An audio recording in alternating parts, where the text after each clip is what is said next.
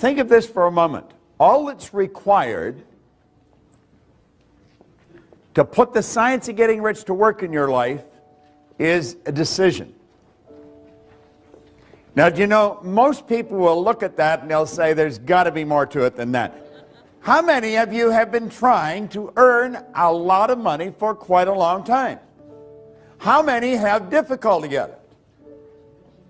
Do you know, 1% of the population earn about 95 or 96% of all the money that's being earned.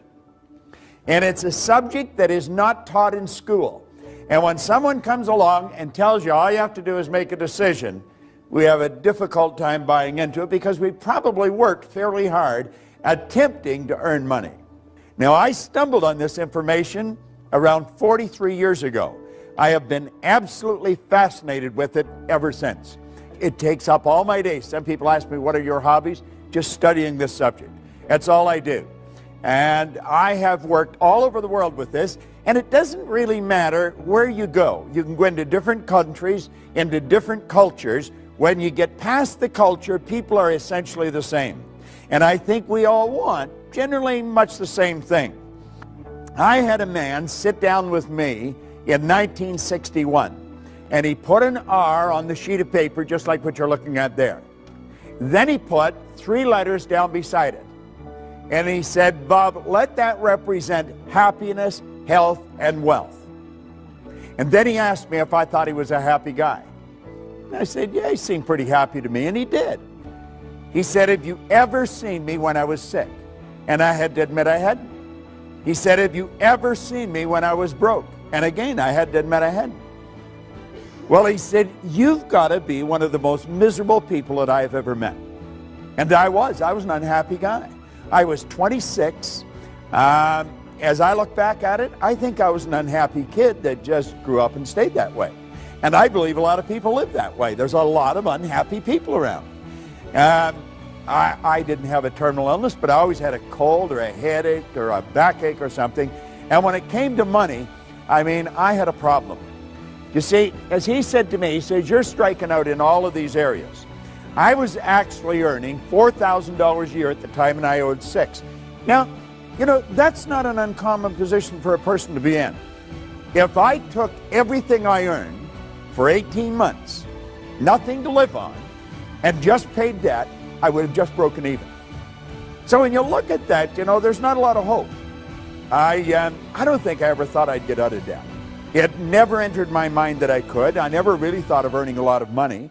I was just trying to keep the wolf away from the door. You know, the phone would ring every day, tell them I'm not there, you know, or where's the money? And hell, I thought, if I knew where the money was, you wouldn't have to phone me.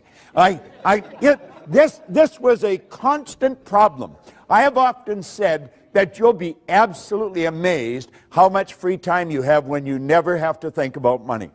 Do you know that people spend an enormous amount of time thinking about money if they haven't got it? Now, if you have got it, it's a totally different story.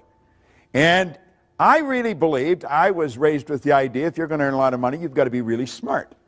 If you're going to earn a lot of money, you have to have a great education. You have to have a lot of experience. But that's not what this man told me. Now, that's the man that I sat down with. His name was Raymond Douglas Stanford. Now, he's been gone for a long time. But that guy made a bigger difference in my life than anyone that has come into my life since then. Now, the little boy that he's holding, I named Raymond Douglas Proctor. That's my son. Now, that little boy today is 6'5". He weighs 240 pounds, and he has no hair. He has 3 little boys that are all bigger than him. So you see, I'm going back quite a ways. But this guy, he really woke me up. He asked me some good questions, and he got me thinking. Now, this is the one thing he asked me. He said, or suggested, and I found this in a book by Vince Rowazi over here in Philadelphia. He said, to change your life, you have to change your life.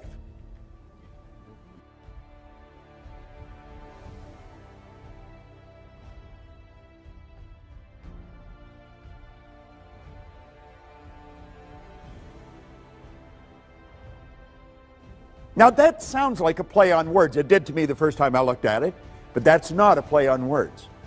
that is so basic and it's so misunderstood. Now, we're going to go through two parts here. I understand there's a break, so we're going to go to a certain point in the break, and I'm going to share some ideas with you on what can be done, and then after the break, I'm going to show you exactly how to do it, because it's an inside job, and we're forever trying to change things outside, and that's not where it's at. We keep gathering information, and it doesn't do it. I would imagine that most of you have been to a lot of seminars.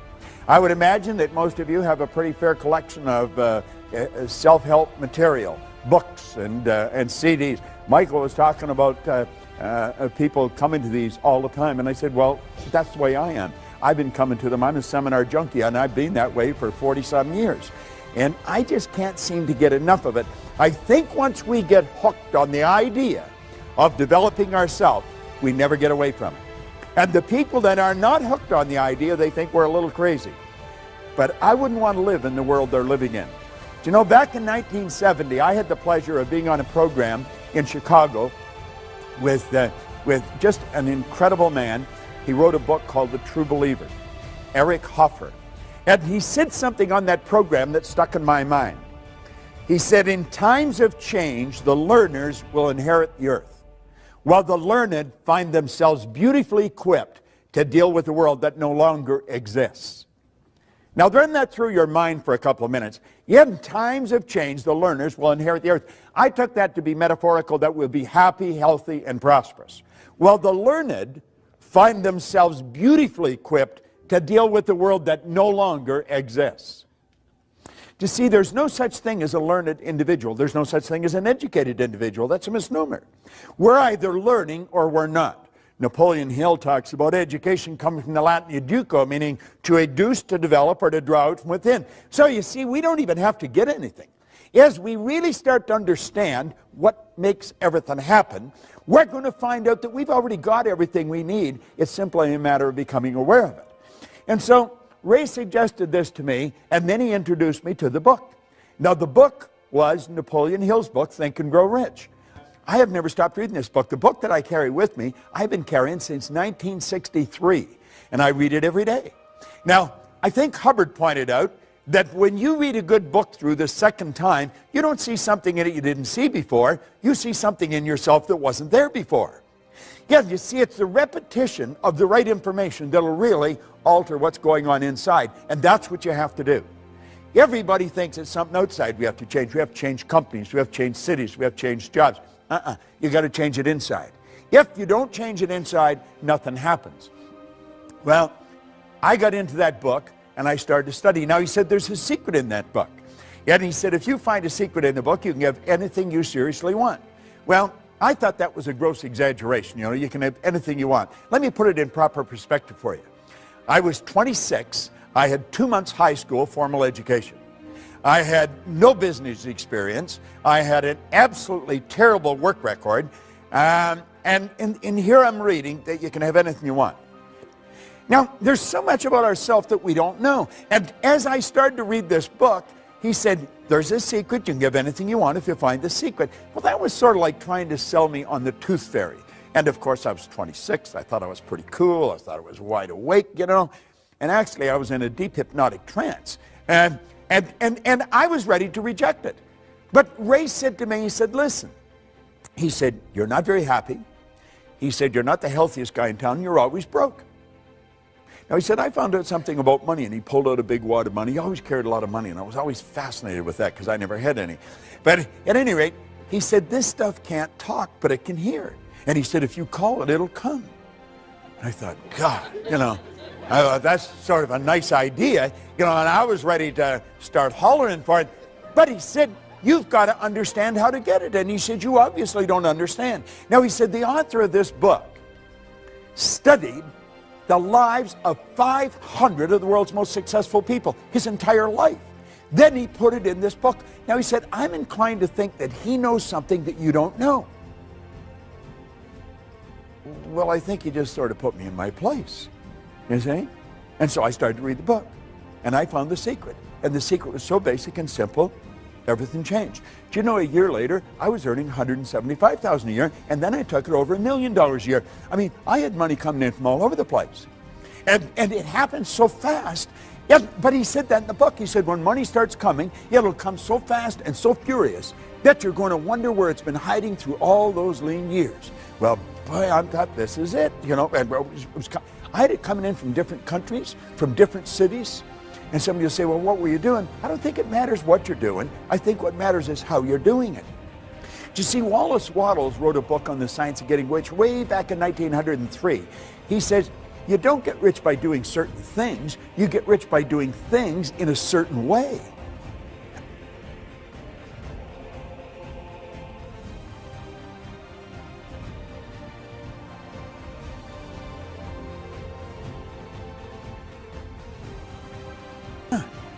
Yes, you could find two people doing exactly the same thing and you couldn't see the difference. But one's doing it a certain way, the other isn't. It has to do with intent. It has to do with the energy that you're doing it with. You see, we're taught to be good little go-getters. Go-getters lose. They blow it. We want to be good little go-givers because the law says what you put out will come back. The universe will reward you by law. This is all very scientific. Yet it happens with every person every time. Now, I found the secret, and it was pretty basic. It was simply sit down, decide what you want, write it on a card, carry the card in your pocket, and read it as often as possible every day. So I wrote on the card that I wanted to have in my possession by New Year's Day of 1970. I gave myself a decade to do this deal. $25,000. I really didn't believe it would happen. But you know something? I kept reading it. I don't know why, but I kept reading it. I did exactly what the author said. I kept reading the card. And I kept reading it, and I kept reading it. Now, because I kept reading it, I started to think of earning money. Prior to that, I was thinking of debt. If you had asked me, I'd have said I was thinking of earning money. I wasn't. I was thinking of debt.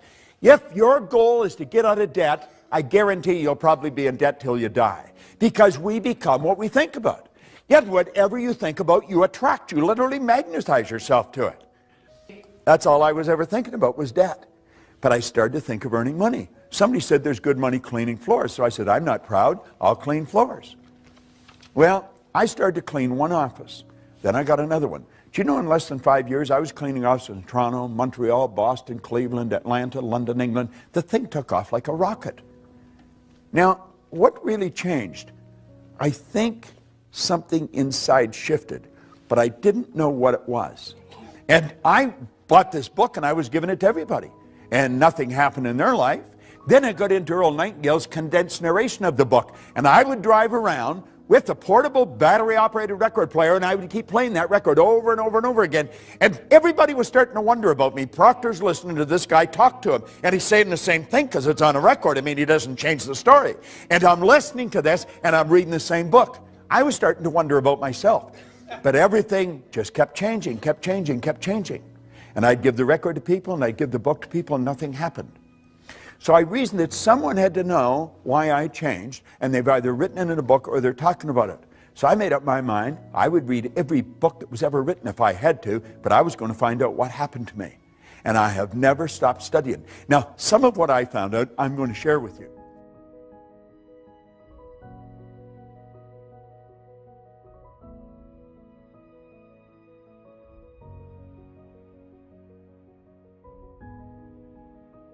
I have just gathered this information from some of the wisest people in the world, and I have been absolutely obsessed with trying to figure out why we do what we do.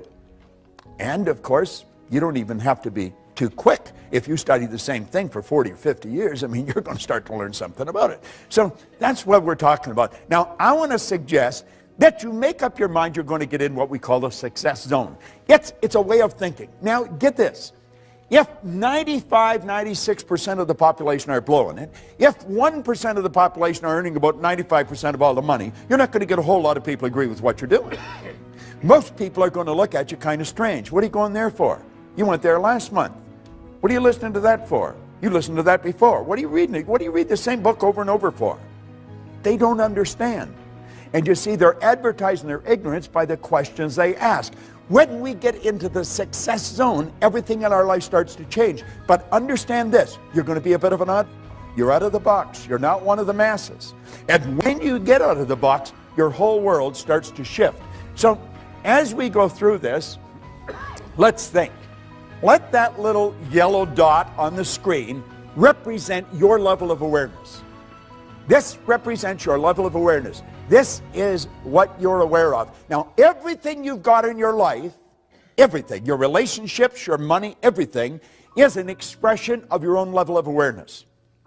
See, people that earn $50,000 a year are not earning 50 because they want 50.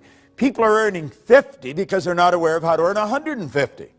People that are suffering from headaches, they're not suffering from headaches because they want to suffer from headaches. They're suffering from headaches because they're not aware of how to eliminate the headache. It's their head. They made it ache. They can make it stop. So you see, it's awareness we're after. Now think of this. If that little dot represents our awareness and it's responsible for everything we've got in life, just think of how your life could change if we magnify it just a little bit.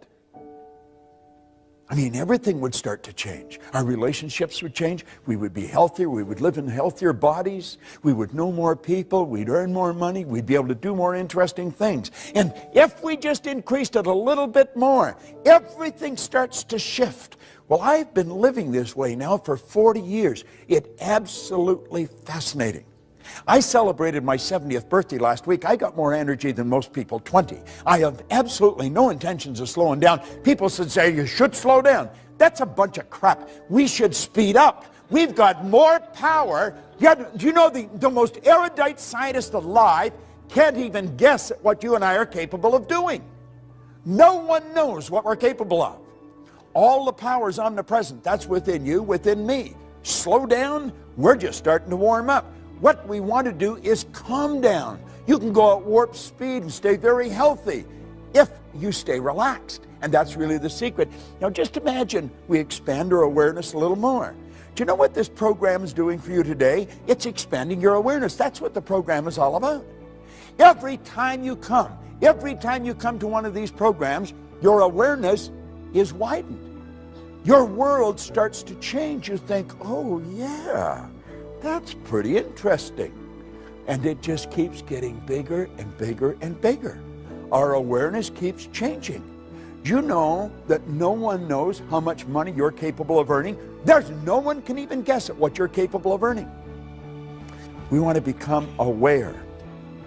We're like we are because we're not aware of how to do it better. We know how to do it better. Every person in this room intellectually knows how to do a better job than they're doing. Everyone in the room knows how to earn more than they're earning, but they're not doing it. You see, having the knowledge is not the deal. Having the knowledge. I mean, when I remember when I was a kid, a school teacher would say to me, Bob, why'd you do that? I'd say, I don't know. What do you mean you don't know? You know better. I know. Why'd you do it? I don't know. I was in the Navy. Every commanding officer, Proctor, why did you do that? I don't know, sir. What do you mean you don't know? You know better. I know. Why'd you do it? I don't know. You see, I didn't know why I was doing things. Do you know that we do things that we don't want to do? It gives us results we don't want to get, yet we do them anyway. Do you know what addiction is? It's never getting enough of what you don't want. Yet a lot of people are addicted to results that they don't want. Why do we keep doing it? You see, I think when we start to see that, that's when we start to become aware of how to take control over our life. And that's really what we want to do. So you see, awareness is the big deal. We want to become aware of the obvious opportunities that are available to us. We are surrounded by opportunity. They're everywhere you go. There is an abundance, there's no shortage of opportunity. We can win, and we can win in a big way. Now, when we lack awareness, we miss the opportunity.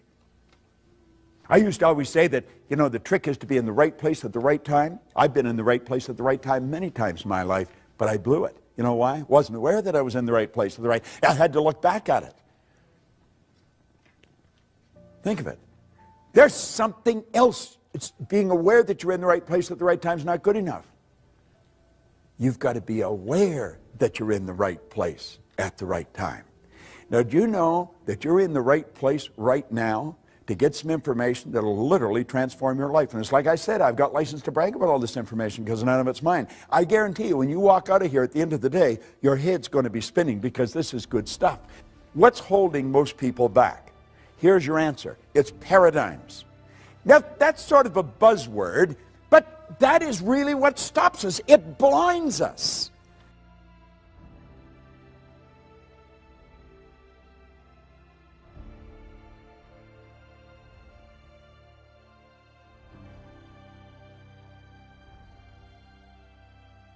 Paradigms actually blind us. Now I'm going to get into paradigms, how they're formed, and what they are, and then how to change them. You see, if you get into books on psychology or psychiatry or behavioral science, you'll get a definition of a paradigm, but it's usually so big and awkward that you don't understand it. The book was probably written for other psychiatrists or psychologists or behavioral scientists, and the average layperson doesn't understand it. I had great teachers, and they broke everything down into the simplest possible form. And I found out that paradigm is nothing but a multitude of habits. When you wake up in the morning, you move into action. There's a routine to everything you do. There's one to everything I do. If you're living with someone, you could set your clock by that person, and they by you. When I put my foot in my pants, I put my right foot in first. I don't know which one you put in first, but I do know this. If I put my left in first, I'd probably fall over. I would be staggering all over the place. Why? It's programming.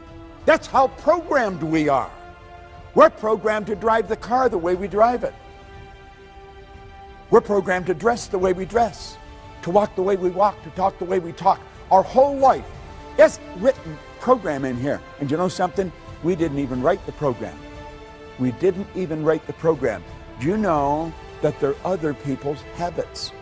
You and I are the product of somebody else's habitual way of thinking. It's genetic and it's environmental. Why do you think you look like your relatives? Do you think it's an accident? That's what's programmed right into the genes at birth. Yet we grow up and we live that way. Why do we speak the language we speak? Do you know that if you had been taken out of your home and moved to the suburbs of Beijing when you were an infant, you'd be fluent in Chinese and have absolutely no knowledge of the English language? But by the same token, if somebody had been taken out of Beijing, put here, same thing would have happened. We're programmed with other people's prejudices. We're programmed with their limitations. Do you know that most of the limitations we've got, we don't even know where they started? I'll give you an example. When Linda and I first met, we were out shopping, and I said, you know what I would like is turnip. She said, okay. So I picked up a turnip. And she said, what are you going to do with that? I said, I'm going to eat it. Well, she said, I'm not eating that. Well, I said, why not? She said, that's the root of the turnip. I said, it's the what? I had never heard it called a root. It was always just a turnip. Well, I said, what do you eat? She said, we eat the green of the turnip. I said, my God, we give that to the pigs. Well, she said, we give the root to the pigs. I don't even know if I ever saw a turnip green. So here we are eating the root, giving the green to the pigs. There they are eating the green and giving the root to the pigs. Now, I was raised in northern Ontario. She was raised in Pensacola, Florida, and Birmingham, Alabama. Two totally different cultures. You see? So I put the turnip back. I thought, what the hell? There's no sense in fighting over a turnip, you know. But I'm wandering around the store, yet I'm thinking, who decided we'd eat the root of the turnip? I don't think my mother woke up one day and said, we're going to eat the root of the turnip. I wonder why she ate the root. I don't think her mother did. And then I started to think, I wonder how far back in our family I'd have to go to find out who decided we would eat the root of the turnip. How far back I'd have to go in her family to find out who'd eat the green of the turnip. And then I started to think, you know, it really doesn't matter. But the principle behind this is huge. Because, you know, most of our habits are like that. They really are.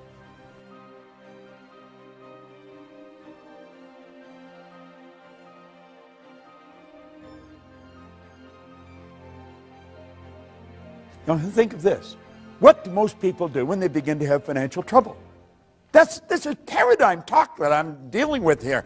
What do? I'll tell you exactly what they do. They lower their standard of living to meet their income. That's a bad idea. That is a terrible idea. Timidity is not a strategy for the new economy. We're living in a new economy. Remember, you cannot move forward when you're cutting back. Yet why do we do it? We're programmed. That's what we were taught to do. Anything else is being irresponsible. Well, let's think of this for a moment. Successful people take their income up to meet their standard of living. Do you know why? They understand how to do it. And if you don't understand how to do it, you're in bad shape. But when you do understand, you don't need to cut back. Never need. I've been working pretty closely with a fellow. In fact, we just come back from Europe. We were over all through Germany and over into Finland. And he had had a bit of trouble with money here just within the past year. And he was put his house up. He was going to sell it. I said, what the hell are you selling your house for? Well, he said, I can't afford to keep it. I said, you can't afford to sell it. Yeah, I said, you've got to make a decision right now. Do you like the house? Yeah, I don't want to sell it. Then don't sell it. Just figure out how to earn more money. And so the two of us got working on it, and his problem was solved. It was simply a decision. Well, that's all we need. See, we're living in a new economy. The economy that you and I were raised in, that's not the economy we're living in anymore. It's a totally different world we're living in. But we're still operating with all the old habits. Now, Gates said one thing is clear. We don't have the option of turning away from the future. You don't have that option. No one gets to vote on whether technology is going to change our lives. It's here. This is the deal. You either fall in line with the new rules or you're going to lose. It's that basic and it's that simple. There's nothing complicated about it. You see? Now, here's three great questions. You want to remember this because this can change your life like night and day. It's so basic and so simple, you could miss it. One, what am I doing? What am I doing? Number two, what works? What works? Number three, what doesn't work? Now, when we've analyzed this, let's make up our mind that we're going to stop doing what doesn't work and take all that energy and that time and put it into what does work. Do you know if that's the only thing you got out of this entire meeting this afternoon, it could be worth millions to you. Literally millions. I picked this up. I don't know if I heard it or I read it, but there was a man who had an engineering company. He did about $10 million a year. It wasn't a big company, but it wasn't a corner store. And he died. His wife had nothing to do with the business. She never went around the business. So everybody just assumed when he died, she would sell the business. But she didn't plan to sell the business. After the funeral and things slowed down, she went into the company and she called all the heads of departments in, and they're the three questions she asked. What are you doing? What works? What doesn't?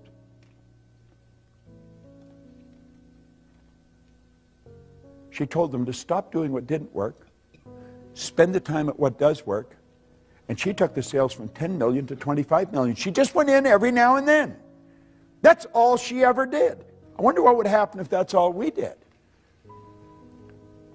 We want to understand and apply, if we really want to get into the science of getting rich, the law of compensation. Now, the law of compensation is pretty clear. There's nothing complicated about it. The law of compensation clearly states that the amount of money you earn is always going to be in direct ratio to the need for what you do, your ability to do it, and the difficulty there would be in replacing you. Now, do you see, if we really study this, there's probably quite a need for what you do.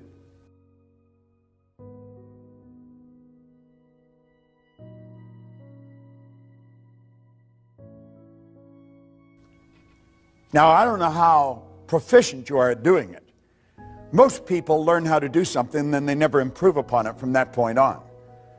Once we learn how to do it, we just keep doing it at that level. That's why most people read at a grade 7 level. They never learn how to improve upon it. You see? The third one, the difficulty there will be in replacing it. So you see, if you analyze this, you're going to realize that if you just focus on number 2, number 3 is going to take care of itself. Number 1's already taken care of. There's probably a great need for what you do. Now, if we become very, very good at what we do, Just keep perfecting what we do. If we sell, let's really learn how to sell. Keep getting better at it. You would become very difficult to replace. Now, I've always felt for salespeople, and I would imagine quite a few of you are in sales, you want to learn to master your presentation. Most people make a terrible sales presentation. Just absolutely terrible. That's why they don't do very well. I have gone into companies and watched sales go up by hundreds of millions of dollars, and we tell the people not to work as hard. See, we've got the idea in our mind, if you're going to earn more, you've got to work harder. Bad idea. Now, think of this for a moment.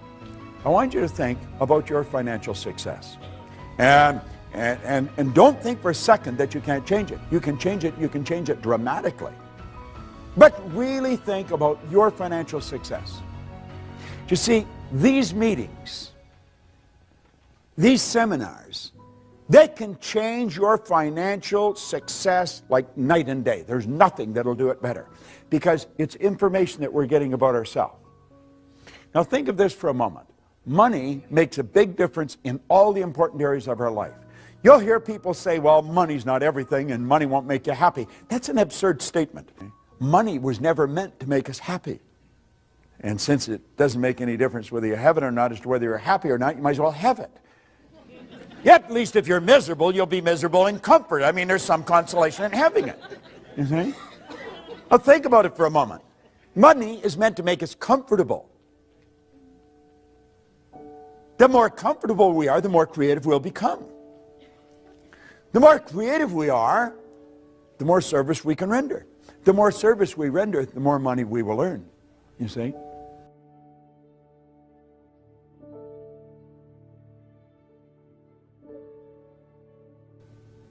Things don't happen unless you decide they'll happen. Well, anybody could make that happen. I was flying to Kuala Lumpur, back around 1990. And I like playing with words and numbers when I'm on a plane. And I'm not a good flying partner. If you sat beside me, you'd probably think I didn't have any social intelligence at all, because that's my time. And so I sit there and I write words and I write numbers. And I remember I wrote the word commission one time, and all I could see coming off the page was mission. And I made a program called the Mission and Commission. And there is people that all are in the big commissions. They're involved in the mission. They're not involved in the commission. And it's a paradox, you see. Yeah, because they're not doing what they're doing for money, and yet they wouldn't do it if they weren't being paid. Yet it's real paradoxical. You could get your head all messed up if you play with it long enough. But I sat down and I wrote a 1 and 6 zeros. And I took a look at it and I thought, 1 million. You know, we've written songs about 1 million. We'll say, what would you do if you won 1 million? Oh, I don't know what I'd do, you know. And we have all these little games that we play. Line up for blocks. I saw a sign coming in here, just driving into town, where they had a big sign up. There was 1 million in the background, and there was 31 million or 390 million or something in a lottery, you know. And there'd be all kinds of people looking at it and think, oh, would that be nice, you know. Well, anybody can do this. And I got thinking about the people that I knew who had earned 1 million. Hell, I earned 1 million and I didn't even know what I was doing. You don't have to be very bright to earn money. And there's enough evidence around to prove that. There's all kinds of people that are functionally illiterate. They can neither read nor write. They're multimillionaires. Yet there's people walking the street who are absolutely brilliant and they're broke. Think about it. That's got nothing to do with being intelligent. It has nothing to do with gender. It has nothing to do with geography. It has nothing to do with working hard. I did a TV show with Robin Leach a number of years ago. He's probably interviewed more wealthy people than anyone alive. He told me the wealthiest people he knows, he's never seen them working.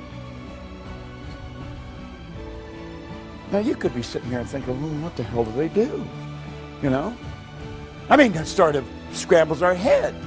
Because we've been trained you got to go to work. Well, here's another one. This is, you know, like the 3 questions. This is another one that you want to burn into your mind. This is something most people don't know. They don't teach this in Harvard. They don't teach it at Wharton. They don't teach it at Eton or Stanford. Hardly anybody understands this. And I understand it. So, I mean, it's not too difficult to learn. There's 3 strategies for earning money. I refer to it as M1, M2, and M3. Yet when I started to explain this to Linda, her head would go, you know, because it's so obvious. Now, if you're going to teach your kids anything, and understand this, what you don't fix, they'll inherit. If you're going to teach them how to earn money.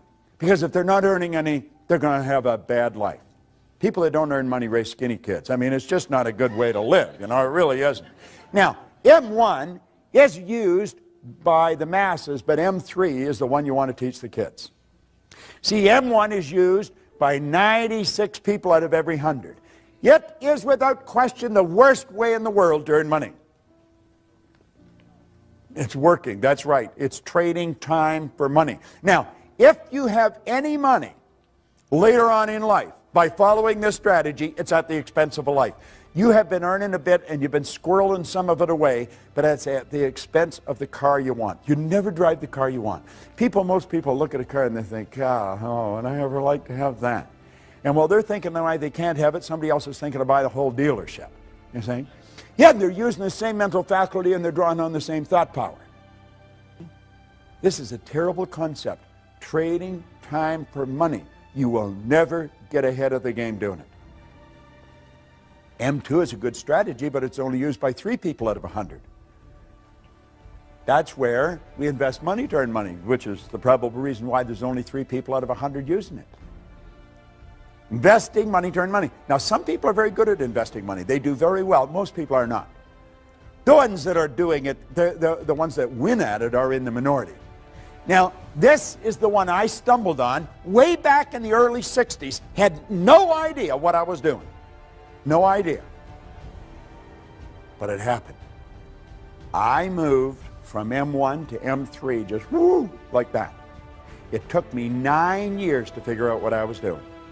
Did not understand, and yet you see that 1% are 96% of all the money that's being earned.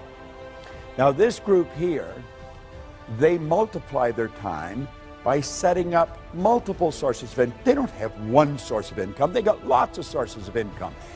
And you think, well, how do you get to that point? You get there by deciding that's where you're going.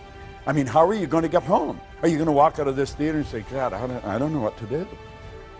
Well, you're either going to go home or go to your office, go somewhere, but you know where you're going to go. And that's how you're going to get there.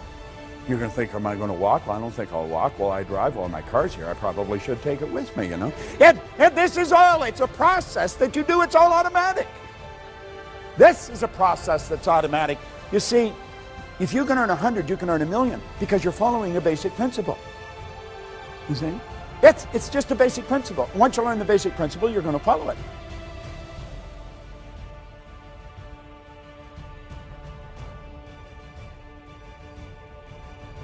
Now look at this for a moment. Your PSI is your psychic source of income. Your psychic source of income. This works for everybody all over the world. See, we should have a psychic. That's what we work at. We wake up in the morning and we start doing what we absolutely love to do. I always find it amusing that I can be so well paid doing what I love. I love doing this. I absolutely love it. Yet, and I earn ridiculous sums of money for doing it. But I'm doing what I really love to do. That's what we should do. We should all do what we love. It's a psychic source of income. We can earn all the money we want. We can stay healthy. We don't need to react. See, if you do something, I react to it, you're in charge of me. The second you react to situations or circumstance or other people, they're in charge of you. So here you are, the only life you got, and it's a relatively short one, you know, and we're putting other people and things in charge of us. We're bouncing around. Our head is like a ping pong ball. That's the way many people live. It's no wonder their body's breaking down. This damn thing is in such a chaotic vibration, it has to break down. It's just a mass of molecules, and you should keep it in the right vibration.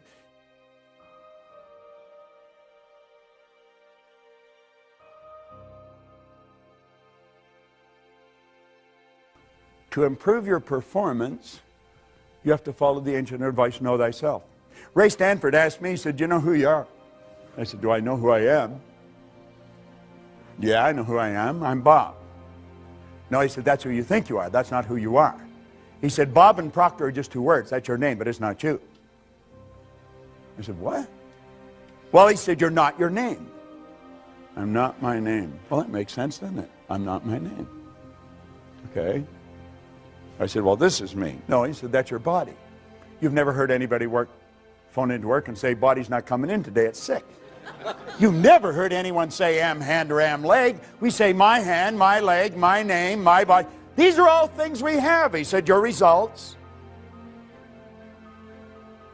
Now I knew I was in trouble. I was 26, I was unhappy, I was sick, I was broken, I just found out I was lost. I didn't even know who I was. You see?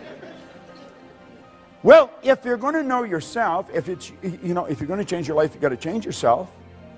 If you're going to change self, you have to know who self is. Now, think of this for a moment. You and I have infinite potential. Now, I said before, I don't know how much infinite is.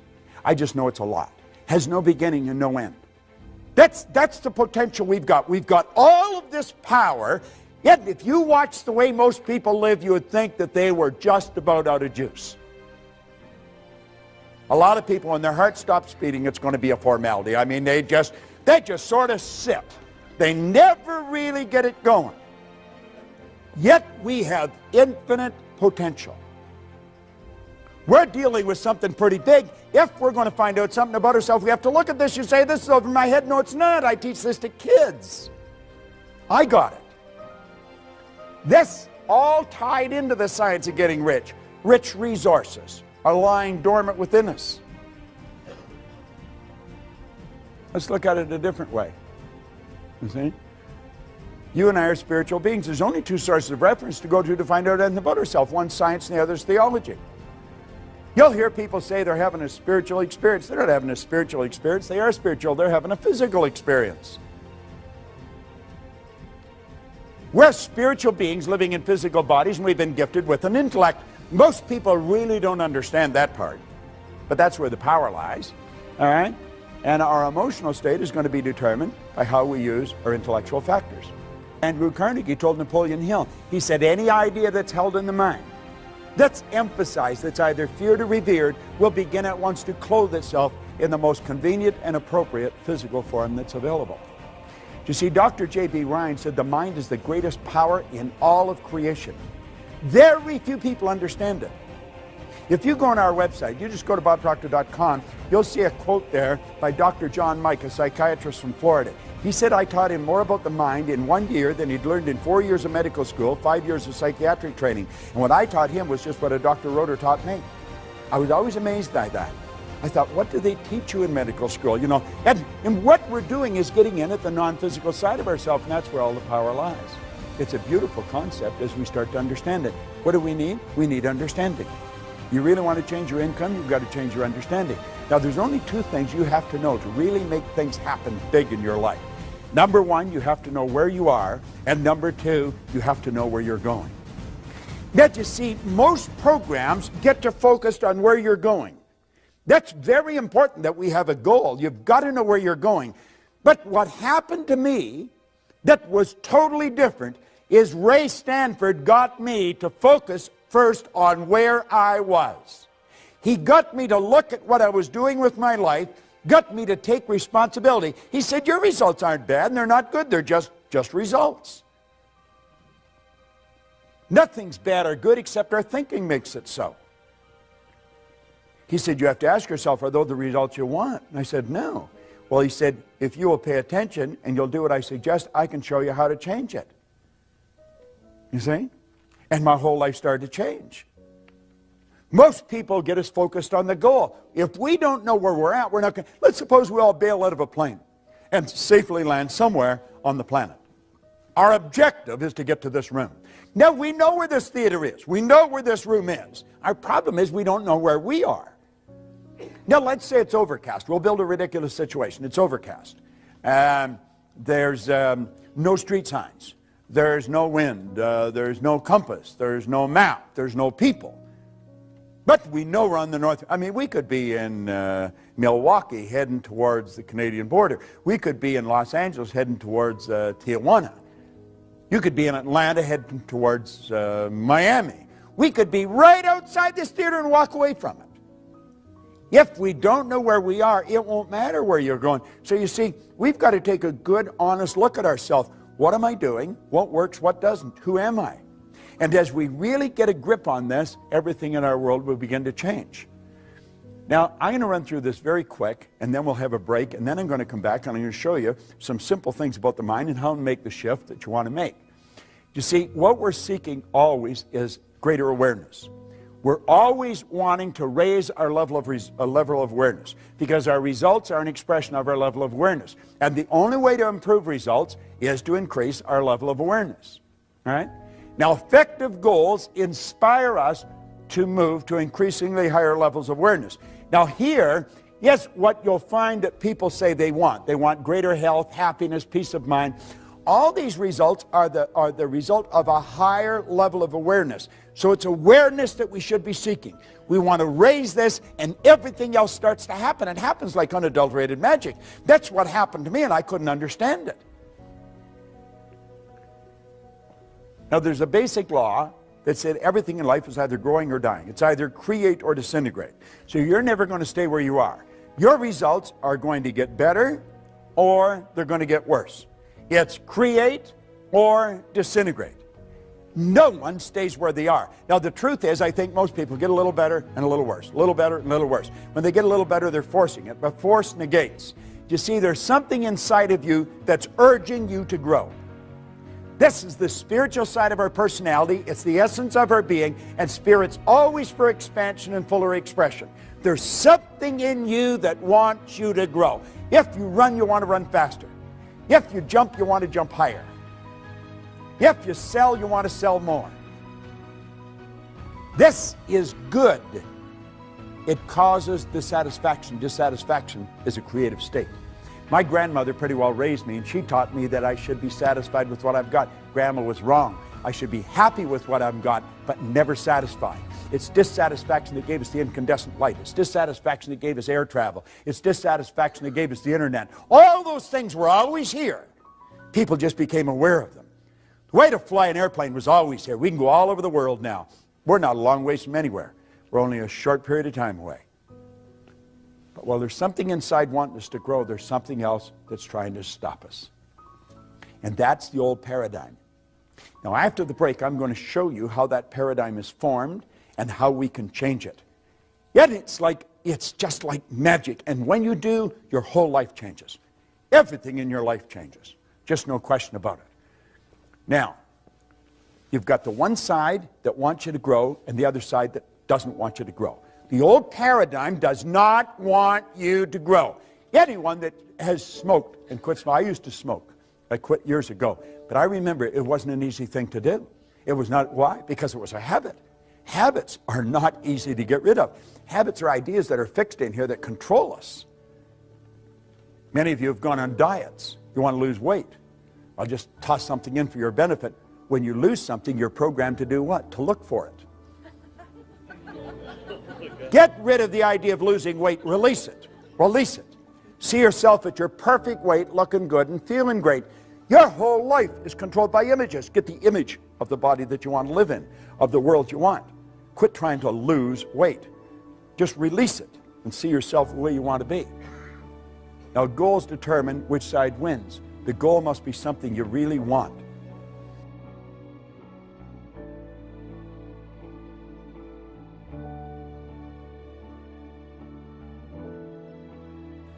And your brain is not your mind. Your brain is an electronic switching station that enables you, by using certain cells in your brain, to alter the vibration that this body's in. The brain is an electronic switching station. No one has ever seen the mind, and that is why most people have such great problem. Because we think in picture. Now, when there's no picture, John, there's confusion. If there's confusion inside, you can make book on the fact there's going to be confusion outside. As we bring the picture to our mind, we bring order to our mind. What did Solomon say? Where there is no vision, the people will perish. Where there's no vision, there's no order. Where there's no order, there's no growth. Well, when you come back, I'm going to give you a picture to work with.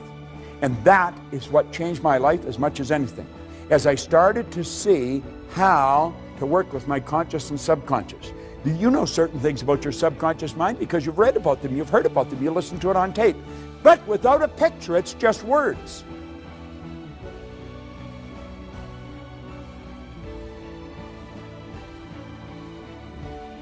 And you know something? You'll never enjoy health if you're not able to get a picture of the mind. You'll never enjoy health. Because good health is when a body is in a good vibration. It vibrates in harmony with God's laws. Most doctors do not understand this. We have taught this to a lot of doctors, and it changes their practice like night and day. It'll change your communications. If you're in sales and you don't understand the law, you're on a hit-miss basis, and it'll probably be more miss than hit. When you understand the law of vibration, you're going to understand that you're transmitting through the medium of the molecule pictures into the other person's mind. And you want to put pictures in their mind that are favorable to them if you want them to be favorable to you.